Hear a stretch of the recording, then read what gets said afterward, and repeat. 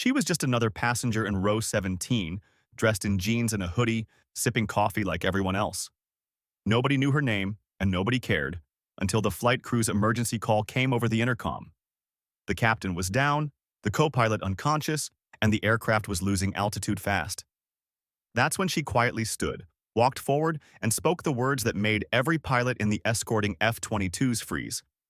"I can fly this plane." This is the untold story of Captain Rachel Carter, the passenger who saved hundreds of lives when every second counted.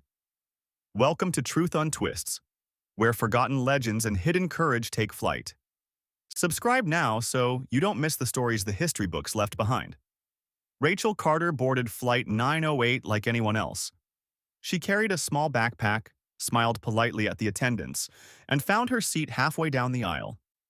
To the other travelers, she looked ordinary mid-30s, athletic but unassuming, earbuds in, scrolling through her phone. What nobody on that flight knew was that Rachel wasn't just another passenger. She had been a U.S. Air Force combat pilot, flying F-16s in missions she could never publicly talk about. Her call sign, Falcon, was known only within the tight circles of her squadron. But after an injury forced her into early retirement, she had disappeared quietly into civilian life. Now, for the first time in years, she was simply Miss Carter, passenger. The crisis at 30,000 feet. 2 hours into the transatlantic flight, turbulence rocked the plane. The seatbelt sign chimed, but the jolt wasn't unusual. Passengers chuckled nervously, clutching their drinks. Then the intercom crackled. A strained voice spoke. "Ladies and gentlemen, this is your first officer. We're experiencing a medical emergency with our captain. Please remain calm." Minutes later, the co-pilot's voice cut off mid-sentence. Flight attendants rushed toward the cockpit, panic flashing across their faces. Rachel's instincts sharpened instantly. She unbuckled, scanning the situation. Through the half-open cockpit door, she caught a glimpse. Both pilots slumped, oxygen masks dangling uselessly. The plane was on autopilot, but alarms blared from the controls. The attendants begged over the PA, "Is there anyone on board with flight experience?" Silence filled the cabin. Heads turned, murmurs spread. Nobody moved. Then Rachel Carter stood. She didn't make a scene. She simply walked to the front, calm and steady, and told the nearest attendant, "I can fly this aircraft." Skeptical eyes turned toward her. A passenger muttered, "What is this, a movie?"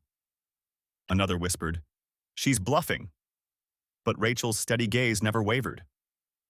"I'm a former combat pilot. Let me in." The attendants hesitated until another violent shudder threw the plane sideways. Oxygen masks dropped from the ceiling. Passengers screamed. That was enough. The crew opened the door. Rachel stepped inside, lowered herself into the left seat, and scanned the unfamiliar controls of the commercial jet. They were bigger, bulkier than her fighter cockpit, but principles were principles. Airspeed, altitude, heading. She exhaled slowly. "You've done this 1,000 times." Different bird, same sky, the situation was grim. The aircraft had lost partial power in one engine during turbulence. Autopilot was struggling, and air traffic control was frantically trying to establish communication. Rachel strapped in, hands steady on the yoke. She keyed the radio. "This is Passenger Carter, former USAF Falcon 1. Captain incapacitated, co-pilot unconscious. I am assuming control of Flight 908. There was silence. Then a voice crackled back. "Say again." "Did you say Falcon 1? She confirmed. And across the Atlantic, in an airbase control room, several officers exchanged stunned looks. They remembered that call sign. Years earlier, she had flown cover for a NATO mission that had prevented a disaster. Now, she was back in the air by sheer twist of fate. Within minutes, 2 F-22 Raptors scrambled to escort the wounded jet. Passengers pressed to the windows, gasping as the sleek fighters slid into formation. For them, it was surreal warbirds flying wingtip to wingtip with their struggling airliner. Over the radio, one of the F-22 pilots spoke. "Falcon 1? Is that really you?" Rachel didn't have time for reunions. Her focus was razor sharp. "I'll explain later. Right now, vector me to the nearest safe runway. and keep these people calm. The runway they directed her to was short for a heavy jet. Crosswinds tore across it at 25 knots. And with only one functioning engine, she would have almost no margin for error. In the cabin, passengers clutched hands, praying, whispering. Some cried openly. But through the cockpit glass, Rachel's expression never changed. Calm, steady, determined. At 10,000 feet, she lowered the landing gear manually. At 5,000, she trimmed the aircraft against the wind. At 2,000, alarms blared again as turbulence slammed the fuselage. The tower's voice urged, "Abort if unstable." But Rachel whispered to herself the same phrase she had used before every mission. "Make it count." She brought the plane down hard.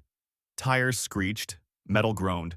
For a breathless moment it seemed they would overshoot, but she reversed thrust, held her line, and the aircraft slowed, grinding to a stop just yards from the runway's end.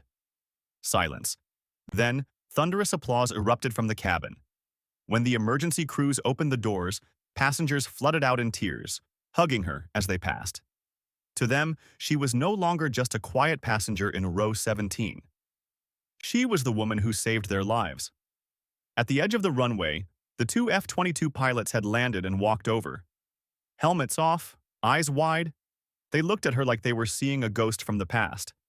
And then, in full view of the shaken passengers and rescue teams, both men snapped to attention and delivered a crisp military salute. Rachel Carter returned it quietly. No words needed. News outlets later called it the miracle landing. But Rachel brushed off the attention.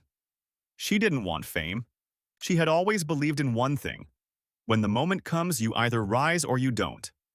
And on that flight, when everyone else froze, she rose. From that day on, passengers who were there told the story again and again. The quiet woman in row 17 who revealed herself as Falcon 1.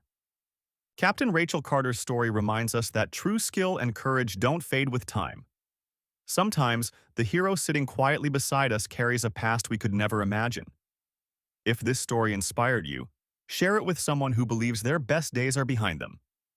And don't forget to subscribe to Truth Untwists for more untold military and aviation stories where the ordinary becomes extraordinary and legends take flight again.